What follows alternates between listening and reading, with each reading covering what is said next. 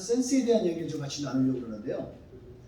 우리가 어떤 모임에 우리가 이렇게 참여하게 되면 모임 중에 이렇게 누가 말을 좀 오래 하게 되면 보통 나타나는 증상들이 있어요. 사람들이 눈길이 좀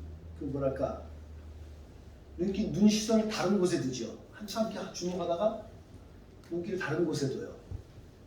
또 어떤 경우는 헛기침을 반복적으로 하게 되죠. 여러분 이게 무슨 의미죠? 지금 보링하다는 거죠. 좀 말을 짧게 달라는 의미인 거잖아요. 센스 있게 알아들어야 되잖아요. 지난주에 우리 목장 모임을 갔는데 한 분이 얘기가 있습니다. 저는 아주 오래 기억에 남는 거예요.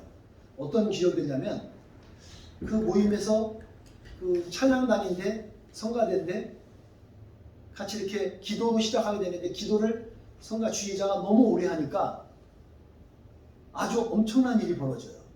중간에 갑자기 있다가 깍꿍 하더래요. 이거 난데없는 거죠. 그게 사실인데 사실이었답니다. 그게 또 더 오래 길어지면 또 다른 사람이 또 깍꿍 한답니다. 웃기죠? 이 사람들이 과연 성가대일까 싶어요. 여러분 그게 왜 그렇게 표현하는 걸까요? 저는 다각도로 생각해 봤어요. 그분이 신앙이 없어서 그런 건지 아니면 분위기가 너무 졸리고 그러니까 분위기 전환을 위해서 하는 건지 무슨 생각을 하는지 모르겠지만 이유는 있겠죠. 우리가 살면서 일상에서도요 어떤 사고를 당해요. 어떤 사건이 일어납니다. 여러분 그때 우리는 뭘 센스 있게 알아채야 되는 거예요. 그거 알아채야죠. 이게 뭔 뜻인지를. 하나님을 믿는 우리들에게는 뭔가 하나님이 일하시는 것들에 대해서 한번 센스 있게 알아들어야 돼요. 그게 영적 감각이라고 그러죠.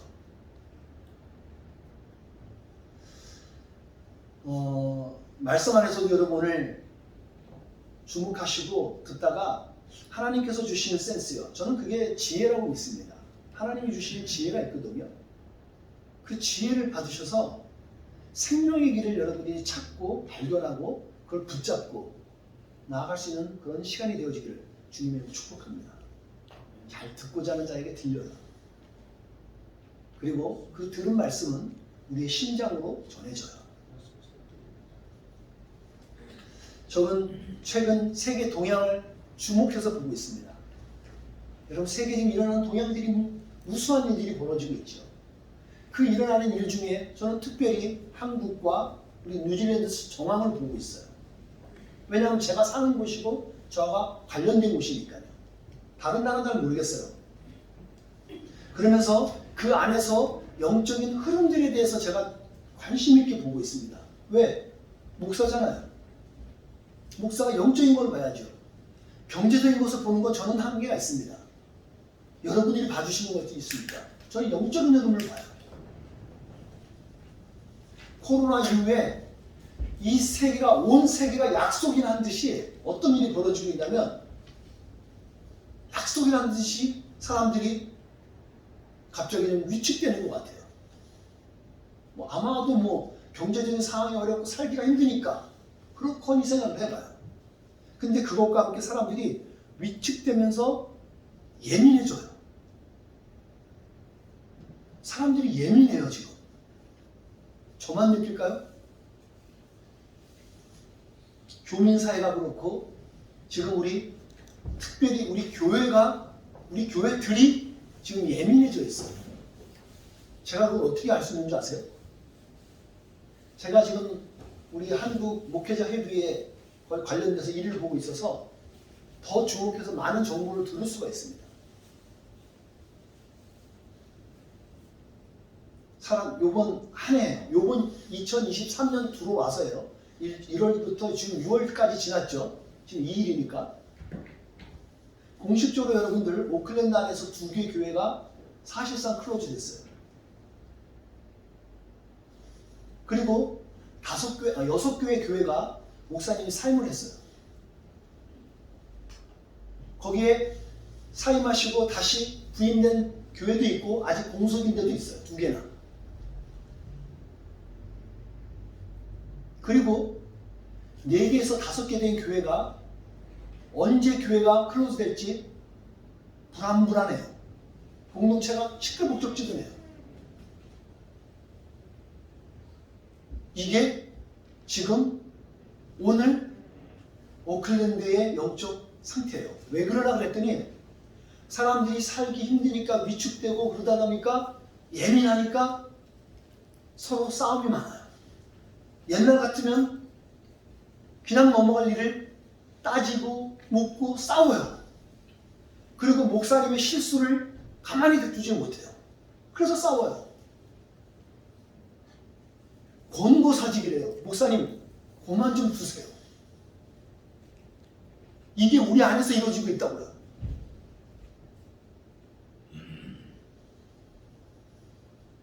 저는 우리가 한번 우리 교회 상황을 한번 여러분 긴밀히 보셔야 돼요. 우리는 위태하지는 않더라도 우리도 결코 자유하지는 못해요. 근데 이런 상황 속에서도 불구하고 영적으로 깨워서 오히려 역지사지가 무슨 말이에요? 입장을 바꾸는 거죠. 시선을 바꿔보는 거예요. 내 눈을. 그렇게 하면서 나는 비록 안정된 상태이지만 저 사람들을 보면서 내가 지금 이러면 이런 상황이면 월스트 시킬 거야. 생각해 보는 게 역지사지예요. 그런 정신으로 지금 문제와 고난 앞에서 진짜 살 수 있는 길이 뭔지를 찾고 있는 사람들도 있더라고요. 여러분 지금 그 어느 때보다 유튜브에 수많은 방송 나오는 거 아시죠? 일명 우리가 흔히 말하는 개나 소나 다 유튜브 하잖아요. 뭐 저런 거 가지고 유튜브만 할 정도로. 저게 사실이 아닐지도 우리가 확인이 안 돼요. 그러다 보니까 사람들이 어떻게 되는지 아세요? 진짜가 무엇일지를 더 찾게 돼요. 여러분 많은 것 같죠? 저는 믿기는 시대가 힘들고 열악해질수록 사람들은 더 영적인 것에 할 것이라고 생각해요. 그리고 수많은 공동체가 있지만 그 공동체에서 진짜 공동체를 찾는 사람들의 목마름이 더할 거라고 생각해요. 마치 유튜브에서 내가 진짜 좋은 유튜브 거기를 찾아서 보듯이 여러분 사실상 한국의 지금 뉴스도 잘 안 보잖아요. 뉴스도 이게 믿을만 나오지 모르겠어요 이제는. 그렇게 깨어있고 구도자적으로 살 길을 찾아보려고 하는 사람들은요, 그 사람들은 부정적인 것에 파묻혀 있지 않아요. 여러분 부정적인 거 있고 우리가 어려움이 있고 난관이 있고 시험이 있어요. 있다고요. 근데 거기에 파묻혀지지 않는다고요. 어떻게 오히려 파묻혀지지 않고 살 길을 찾아갑니다. 살 길을. 오늘 말씀 가운데 여러분에게 주어졌던 문제가 있고 고민이 있다면 그 안에서 하나님이 주시는 살 길을 찾는 은혜가 있기를 축복합니다. 저와 여러분 오늘 당연히 우리는 갈급함 속에서 그 살 길을 찾아야죠. 여러분 도망치시면 하나님의 뜻을 결코 알 수 없어요. 제가 흔히 말하죠. 어떤 교회에서 어떤 공동체에서 문제 있어서 다른 곳에 가면 어떤 건 특별한 것으로 해결돼요. 하지만 대부분의 것들은요 또 가도 또 나와요. 교회에서 안 풀리고 저쪽 가면 해결될 것 같죠? 거기서 똑같은 문제가 발생이 돼요. 그 문제가 생기거든 일명 시험지를 받잖아요. 그럼 시험지는 잘 푸세요. 성적이 어떻든 간에 잘 푸세요. 그러면 통과돼요. 하나님의 뜻을 그렇게 알 수 있다고요. 하나님 우리에게 시험지 주실 때는 하나님 무언가 말씀하고 싶은 거예요. 그 말씀에 집중하셔야 돼요.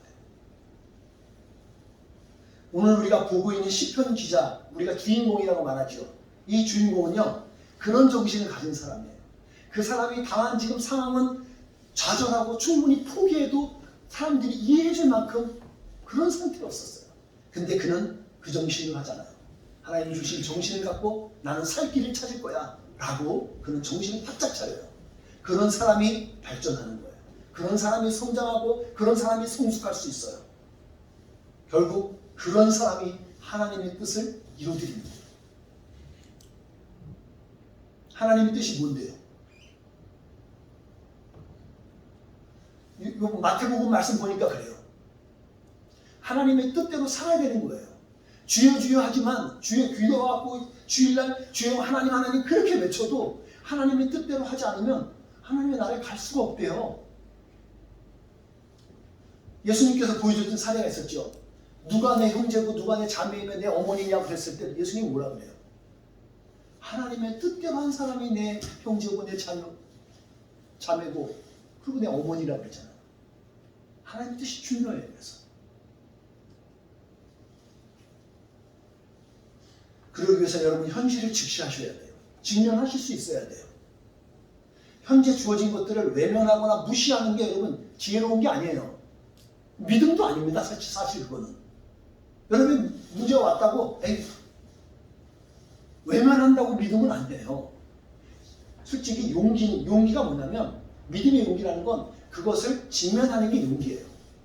그게 믿음이고 주님이 나와 함께 하시잖아요. 믿는 자에게 능치 못하고 없다는 주님의 말씀 의지해서 직면하는 거예요. 그게 믿음이라고요. 여러분 그 믿음으로 주님의 자리에 있는 줄 믿습니다. 믿음은요 주인공처럼 그럼에도 불구하고 살 길을 찾아가는 거예요. 그리고 그것 알아갖고 안 그것을 꼭 부여잡고 살아가는 거예요. 주인공이 잡고 싶었던 것은 하나님의 약속이었습니다. 그 약속, 그 주신 말씀, 그 말씀이 토라라는 겁니다. 토라라는 게 율법이란 말인데 이 율법을 부여잡은 거예요.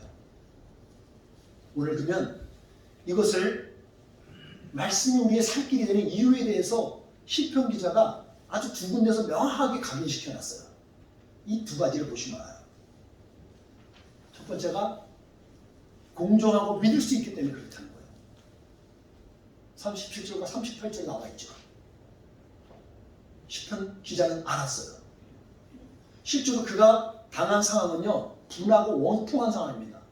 너무너무 분해요. 자기는 의롭게 살았고 정직하게 살았어요. 그런데 외부의 적들, 원수들로부터 사기치는 사람, 거짓말하는 사람들 때문에 이 사람이 일방적으로 당한 사람이에요. 그래서 자기의 먹고 살 길, 자기 모든 게 닫혔다고요. 근데 그런 시인은 그거를 극복하고 조절할 수 있는 지금 나름의 능력이 있어요. 어떤 능력이, 어떻게 이 능력이 생겼을까? 말씀 주시니 봤습니다. 그랬더니 그는 하나님의 공의를 통해서 체험하고 훈련된 공의를 통해서 체험해 봤던 거예요. 그리고 훈련되어졌던 뭔가가 있었던 거예요. 지난 주간에 제가 유튜브 한번 방송을 봤는데 제가 명확하게 알았어요. 우리 한 형제가 온 이후부터 거기 제 북쪽에 대해서 관심을 좀 많이 갖게 되었어요. 그 전에 솔직히 관심이 없었어요. 근데 그 이후부터 이해를 해야 되니까 되게 관심을 갖게 됐는데 탈북했던 어떤 한 분인데 이미자, 이름도 이미자예요. 저는 이미자, 한국의 이미자밖에 모르는데 그분이 한번 유튜브에서 방송을 하나 하는데 자기가 탈북 과정에 대해서 얘기를 하고 있는 거예요. 저는 그게 딱 얘기 나오면 누가 이게 연상이 되기 때문에 막 생각이 많이 들어요. 그래서 유심히 듣게 되었어요. 근데 그 사람이 듣고 나서 알고리즘에 의해서 다른 사람과 나오다가 3명 걸 제가 본 것 같아요. 그랬더니 제가 유심히 들었던 것 중에 공통점이 하나 있어요. 탈북을 완료해서 한국에 왔던 분들이 공통적으로 쓴 단어가 이 단어를 쓰더라고요. 분하대요. 억울하대요. 중국 땅을 밟아보고 한국 땅을 밟아보니까 억울하대요. 왜 그러냐 그랬더니 그 땅에서 폐쇄적인 땅이잖아요. 거기서 그냥 갇혀서 그게 세상이 단주하고 살았었는데 나가보니까 안 그러더라 이거예요. 그래서 그 사람이 이미자라는 그분이 자기 자식이 딸이 먼저 탈북을 하고 그러고서 자리 잡고 그리고 자기 오빠를 살짝 몰래 빼가고 나중에 두 자녀가 한국 땅에 가면서 약 대략 6년 7년이 지난 거예요. 그러고 나서 부모님들을 탈북시키는데 그냥 말하면 절대 안 올 사람들이니까 다른 말을 꼬셔갖고 두만강에 와갖고 강도 그냥 두만강인지 몰랐던 거죠. 그렇게 몰이하면서 이 사람들을 건넜는데 그게 두만강 건넌 거예요. 건너고 나서 그냥 불가항력적으로 탈북을 해야 되는 상황이 된 거죠. 근데 탈북하고 나서 처음 2층 버스를 봤대요. 없나 보죠. 2층 버스가 거기에는. 2층 버스에서 장기가 움직이게 되는데 먹고 자고 하면서 가고 있었대요. 근데 자기 같이 탈북한 남편이 한 잠을 안 자고 계속 밖을 보고 있더래요. 너무 신기하다고. 어떻게 저거 다시 와서 못 볼 수 있으니까 계속 보라고 자기 아내를 깨웠답니다. 자기는 피곤해 죽겠는데. 그걸 보고 나서 세상에 이럴 수가 있나 그러더래요. 근데 이제 결정적인 것은 더는 태국까지 연착해서 왔대요. 근데 태국에서 진짜 비행기를 타는데 난생 처음 타는 거잖아요. 비행기 타는데 대한항공 비행기를 타는데요. 이 비행기가 뜰까 싶었대요. 그 큰 게. 어떻게 이 큰 비행기가 뜨나.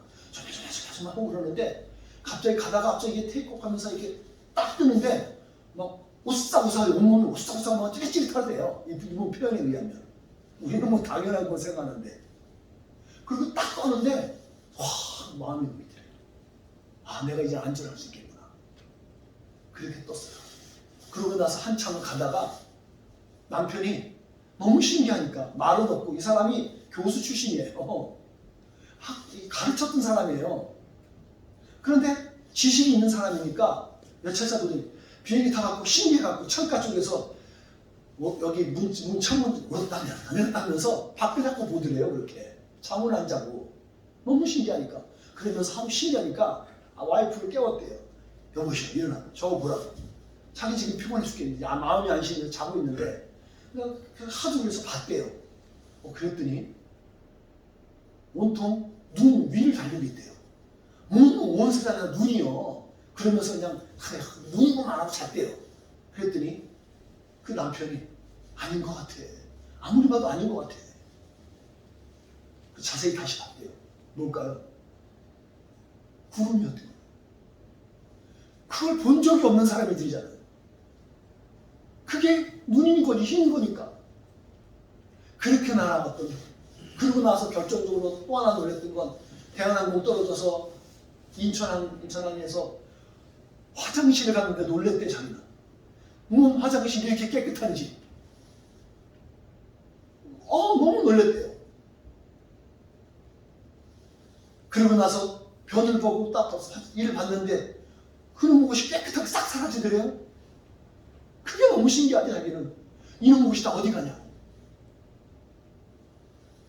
저는 근데 이분을 보면서 제가 눈물을 펑펑 저도 쏟았던 게 있어요. 이분이 연착돼서 국정원까지 왔답니다.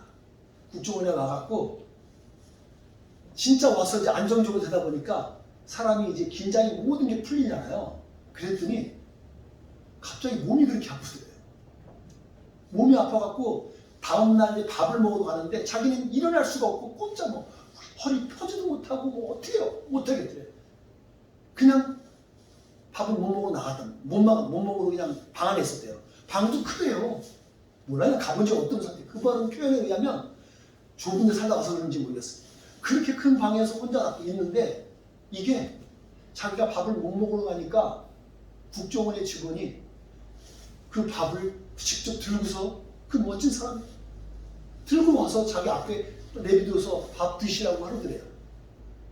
거기에 밥과 반찬과 온갖 밥, 국물, 국 그리고 요구르트 이렇게 그걸 보고 자기는요. 그리고 나가서 맛있게 먹으라고 나갔는데 이 사람이 불현듯 너무너무 펑펑 울었대요.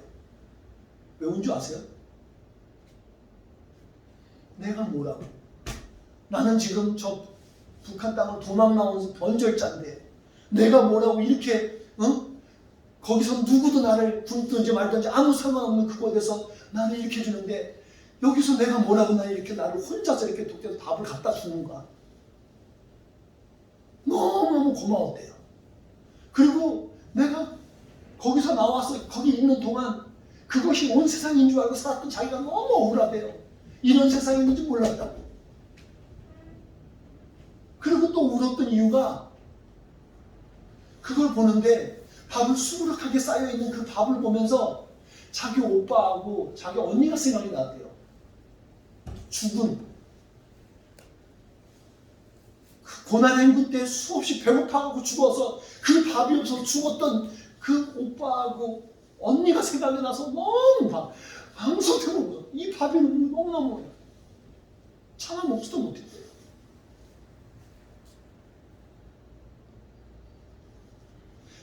그녀가 이렇게 말할 수 있는 게 뭐가 이유가 뭐겠어요? 그가 탈북을 했고 새로운 세상을 봤기 때문에 그렇잖아요. 그랬기 때문에 이는 자유를 말할 수 있었고 그것이 얼마큼 가치 있는지를 그는 알을 수 있었던 거예요. 행복한 이야기를 이야기할 수 있었던 거죠. 그는 경험했기 때문인 거예요. 제가 왜 이 말씀을 드리냐면 시편 기자도 지금 당장 상황은 어렵지만 그 과거에 어떤 상황에서 그는 경험해봤던 게 있었던 거예요. 만약에 이 저자가, 이 시편 기자가 에스라였다면 에스라는 많은 경험들을 했을 거예요. 거기서 그는 포로로 끌려가서 포로에서 얼마나 많은 고통이 있었겠어요. 근데 그는 포로 귀환을 했거든요. 그래서 다시 돌아온 땅에서 그가 지금 뭔가를 이렇게 기록할 수 있단 말이죠. 여러분, 공정하다는 말이 뭐예요? 공정하다는 말은요, 누구나 공평한 거예요. fair. 근데 여러분 잘 아셔야 돼요. 평등하고 공정한, 공평한 건 다른 단어예요. 공산주의가 문제가 뭐냐면 평등한 거예요. 누굴 하더라도 평등하게 한다는 거. 그런 거 아니죠. 하나님은 공평하신 하나님이에요. 여러분이 열심히 일하시잖아요. 열심히 일한 만큼 그 가치에 대해서 그대로 공평하게 하셔요. 근데 일 하나도 안 했는데 먹고 하고 똑같이 해준다면 그거는 공평한 게 아니죠. 저는 성경이 말하는 공정은 이 뜻에 있다고 봅니다. 제 나름의 신학적인 그리고 신앙적인 정의한 단어가 있다는 거예요. 어떻게 해요? 따로 또 같이 그러나 각각에 맞게 하나님이 그렇게 하셔요. 하나님 우리를 대하실 때 있잖아요. 우리를 각각 다르게 자유를 주십니다. 각각 달라요. 하지만 똑같이 사랑하세요. 우리를 똑같이 사랑하세요. 그리고 각각에 맞게 디테일한 사랑을 주십니다. 제가 경험한 하나님은 그랬어요. 여러분의 하나님은 어떠신가요?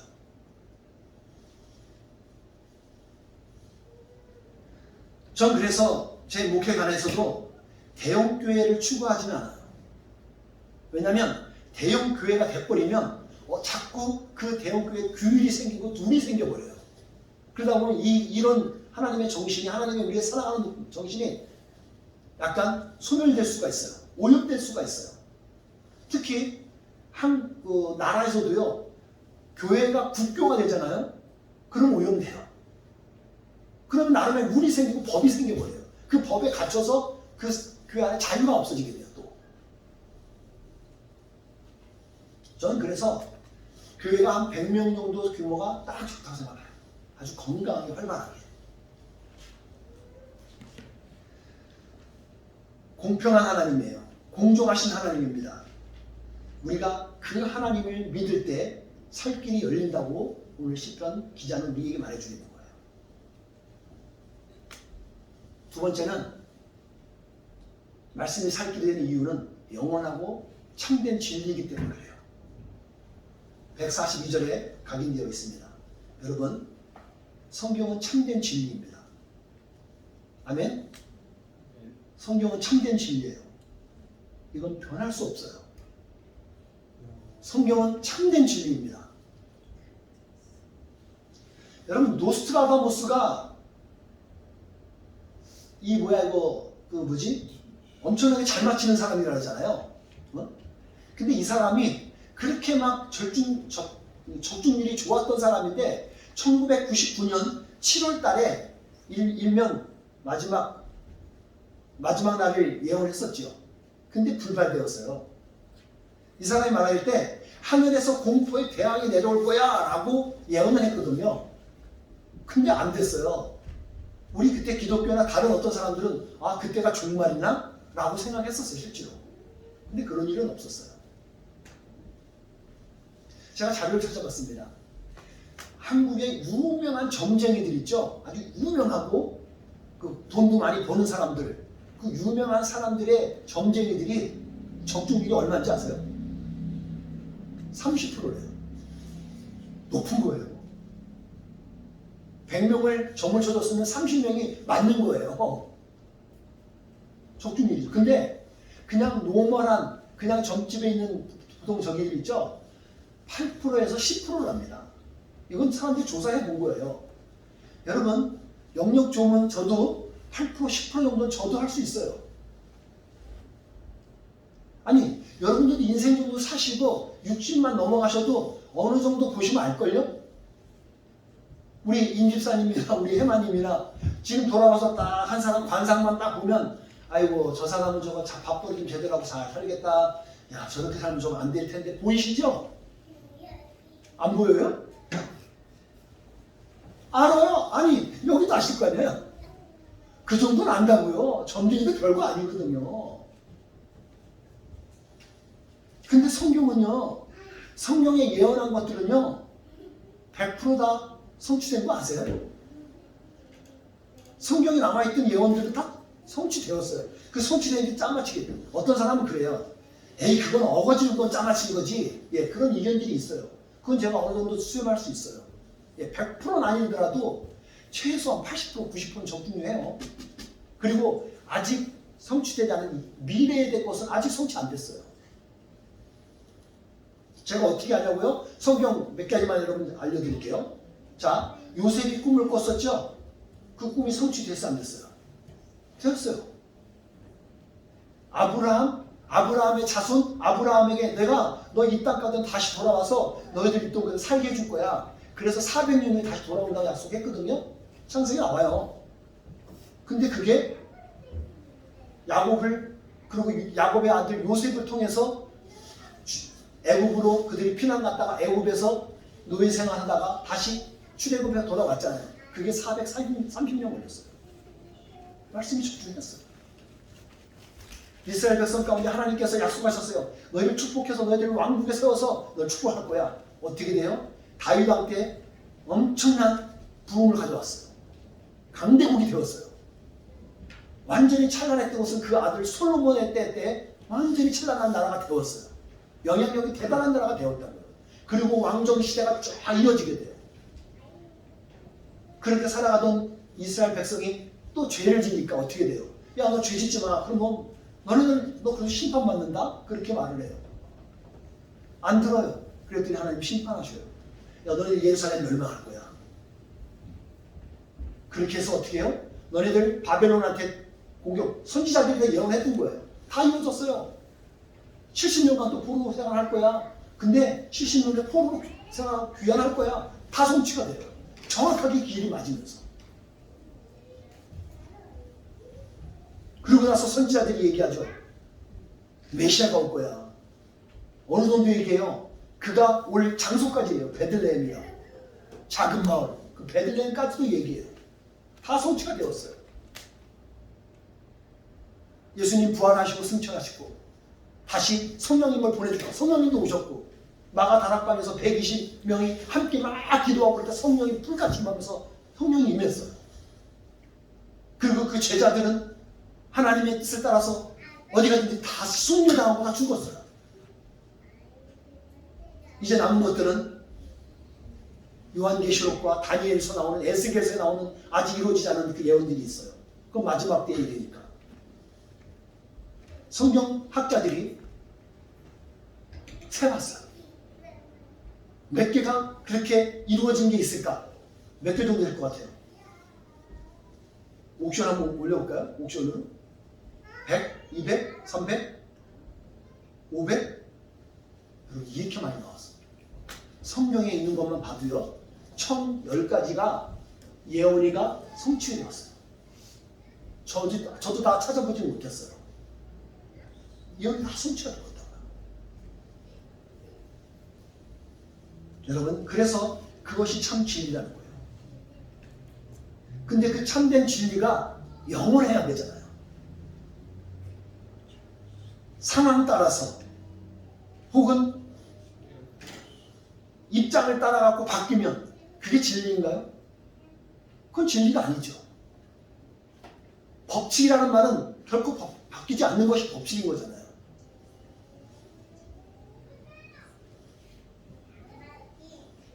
시대가 그리고 문화가 바뀌면 약간 옷은 달리 입을 수 있어요. 하지만 내용이 바뀌면 안 되죠. 그러면 진리가 아니에요. 그렇지 않아요? 예수님이 그리스도라는 사실은 변할 수 없어요. 하지만 그 시대의 흐름을 따라서 문화를 따라서 우리가 옷은 새롭게 입을 수 있어요. 저는 오늘 이 옷을 입었지만 다른 양복을 입을 수 있어요. 그렇다고 설교를 나는 내용이 바뀌진 않아요. 바뀔 수 없어요. 진리가 그래요. 참된 말씀은 진리는 영원이에요. 제가 지난 주간에 도산 안창원 선생님의 글을 하나 본 게 있습니다. 제가 이거 준비를 했나? 아닌 것 같은데. 안 했네. 제가 읽어드릴게요. 적으세요. 진리는 반드시 따르는 자가 있고 정의는 반드시 이루는 날이 있다. 그가 그때 어려운 시간에 자기가 살면서 어려운 시간이 있을 때 미래를 보는 거죠. 그는 알았던 거예요. 정의는 반드시 이루어지는 날이 있다는 거예요. 제가 좋아하는 사자성어. 제가 사자성어 많이 알지 못해요. 제가 사자성어 배운 대부분은 중학교 때 거예요. 고등학교 때는 제가 음악하느라고 거의 공부하지 못했어요. 중학교 때 누구나 아는 사자성어 있죠. 정의는 반드시 이긴다. 뭐예요? 사필규정. 정의가 반드시 이겨요. 저는 이 사필규정을 말씀 안에서 찾습니다. 하나님의 공의의 말씀이죠. 하나님의 의로운 말씀은 반드시 이루어진다는 말씀이에요. 시인은 그렇게 한결같이 일하시는 하나님을 보고 한결같이 일하시는 하나님이에요. 그래서 그 하나님을 공정하다고 말하는 거예요. 그리고 영원하신 분이라는 거예요. 그분이 참된 진리 되신다고 오늘 시인은 고백을 하고 있어요. 그 시인이 우리들에게 말해주고 있는 거예요. 그런 그가 분한 감정이 있죠. 합당한 거예요. 근데 그 분한 감정 때문에 이성을 잃지 않아요. 자기의 정식줄을 놓지 않습니다. 오히려 그 환난 중에, 그 어려움 중에, 고난 중에 오히려 소망을 보는 거예요. 소망을 가져요. 왜? 하나님 주신 약속의 말씀을 부여잡았기 때문에 그 약속의 말씀을 부여잡고 소망 중에 살아가는 거예요. 그래서 하나님을 기대할 수 있는 사람이 되었어요. 이 말씀이 오늘 여러분과 제가 함께 부여잡아야 될 믿음이라고 믿습니다. 저는 오늘 말씀에 의지해서 한 가지 선포를 합니다. 일단 우리 교회는요, 잘 생존하셔야 돼요. 이 어려운 때에 잘 생존하셔야 돼요. 여러분, 번영도 부흥도 생존한 사람이 하는 거예요. 생존도 우리 사명 중에 하나예요. 지혜롭게 잘 생존하시고 해야 되고, 그 다음에 하나님의 때를 따라서 번영을 이뤄낼 수 있어야 돼요. 저는 thrive, survive or thrive라는 단어가 있는데 번영이란 말이에요. 저는 이 단어를 보면서 생존 먼저 하자. 그리고 thrive를 하나님이 주실 때를 따라서 이루자. 이게 지금 현재 제 마음 자세입니다. 하나님이 우리의 때를 따라서 우리에게 번영을 주시고 우리에게 부흥을 주실 줄 믿습니다. 부여잡고 의지하고 소망 중에 나아가길 바랍니다. 마지막 말씀하시면서 이 말씀 같이 읽고자 합니다. 말씀 함께 읽겠습니다. 시작. 주의 법규들은 영원히 옳습니다. 내게 깨달음을 주셔서 살게 하소서. 여러분, 이 시대를 살기 원하시면요, 기도하시려게 하나님이 주신 깨달음이 있어야 돼요. 하나님이 주시는 지혜가 있어서 지혜를 통해서 깨달으셔야 돼요. 그래야 통찰력이 생기고 이 세상을 볼 수 있어요. 분별할 수 있어요. 그리고 내가 살 길이 뭔지를 알 수 있어요. 시편 기자는 그걸 알았던 거예요. 하나님, 나 살기 원하는데 내게 깨달음을 주셔서 살게 해주십시오. 이런 기도 속에서 이 한 주간도 살아가는 지혜로운 성도가 되어지기를 주님의 이름으로 축복합니다. 기도하겠습니다.